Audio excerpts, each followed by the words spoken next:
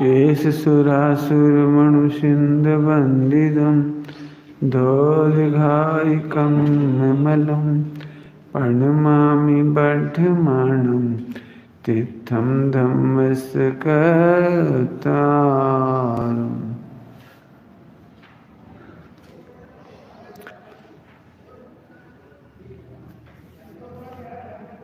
खनियाधाना मैंने एक प्रवचन किया है, 1.25 साल हो गए होंगे, लगभग 1.5 साल खनियाधाना में प्रवचन किया था मैंने पिछले साल अप्रैल के समय लगभग।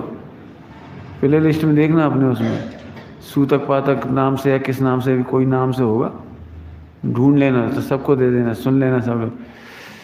अब बात आ गई इसलिए 2 मिनट बता ही देता हूँ। सूतक पातक मानना या नहीं मानना, इस संबंध में सभी लोग कहने से डरते हैं। मुझसे भी लोग कहते हैं मत कहो, नहीं तो अपने को लोग विरोध करेंगे। ऑनलाइन कह रहे हो तो तत्व का ह्रास होगा, लोग विरोध करेंगे। लेकिन मैं सबूतों के साथ कह रहा हूँ कि जैसे सूतक पातक लिखे गए हैं या चल रहे हैं, वे फ्रॉड हैं। फ्रॉड का मतलब मैं आपको सबसे पहले तो एक ऐसी पुस्तक का नाम बता रहा हूँ जिसका नाम है ग्रंथ परीक्षा। ये पुस्तक आपकी सागर से छपी है, सागर या जबलपुर, मेरे ख्याल सागर से छपी है। उसके फ्रंट पेज पर आचार्य विद्यासागर जी का फोटो है, उसमें सूतक पातक की चर्चा। इस ग्रंथ परीक्षा जुगल किशोर जी मुख्तार जी के द्वारा लिखी गई। उस समय ट्रैक्ट छपते थे, ट्रैक्ट उनकी किताबें छपती थी, उनके संकलन में किताब समाचार पत्रों में उनके संपादकीय छपते थे, जैन समाचार पत्रों में। बहुत ऐतिहासिक काम किया है जुगल किशोर जी मुख्तार जी ने।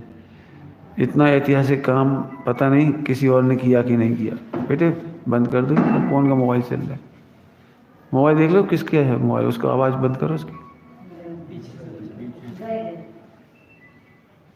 समझ में आया? तो उन्होंने लिखी एक ग्रंथ था त्रिवर्णाचार। यह गोपाल दास जी बरैया जी अपने पाठ्यक्रम में चलाते थे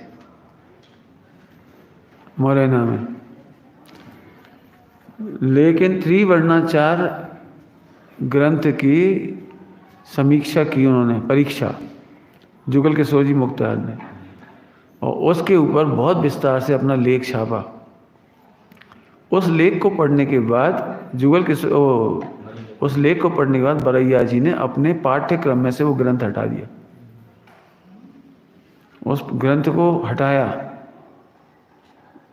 बहुत विरोध भी हुआ मुख्तार जी का,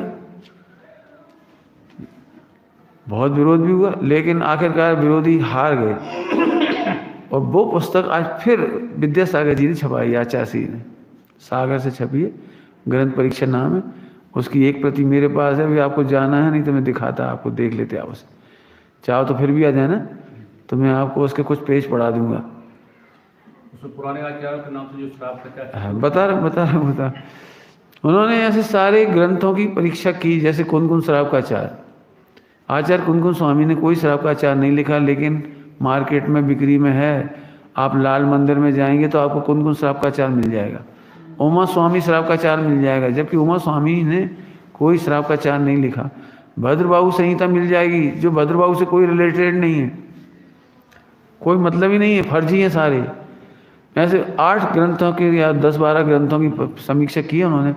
3 वॉल्यूम छपे थे, अब 1 वॉल्यूम में आ गए वो सब, तो पढ़ने लायक है। तो मैं तो ये कह रहा हूँ, उन्होंने सिद्ध किया कि सूतक पातक हमारी जैन शास्त्र में नहीं है। और जो हमारे पास ग्रंथों में छपे चले आ रहे हैं, तो उन साधुओं ने जो ब्राह्मण से दिगंबर जैन साधु बने, उन्होंने अपना ब्राह्मणवाद इसमें घुसाया है। उनके नाम, उनकी कहाँ से चोरी करके लाए वो सारे, वो सब लिखा है उसमें। कौन से हिंदू ग्रंथों में से ला ला करके रखा है, वो सब उसमें डाला है उन्होंने। तो मूल में पढ़ने लायक है, आप सब विचार करना। सूतक पातक के बारे में मुझे तो केवल जरा सी बात कहनी है, उन्होंने तो बहुत लिखा है। यदि आप पढ़ोगे तो आप हंसोगे, इतना भ्रष्टाचार लिखा सूतक पातक के नाम पर। लेकिन हमारे समस्त प्रथमान योग में सूतक पातक का कोई विधि विधान देखने को नहीं मिलता। पूरे, चाहे वो 20 पंथामनाय का हो या 13 पंथामनाय का भी प्रथमान योग हो, तो देवी और चमत्कार तो हैं, लेकिन सूतक पातक का वर्णन किसी प्रथमान योग के शास्त्र में नहीं मिलेगा आपको। इस सबसे प्रमाणिक बात है। जुगल किशोर जी मुख्तार जी ने सब सिद्ध किया है, आप उसी को पढ़ लेना। ग्रंथ परीक्षा, आज इसकी PDF भी ऑनलाइन अवेलेबल है और ग्रंथ भी है। सबको लेना भी चाहिए, रखना भी चाहिए, पढ़ना भी चाहिए।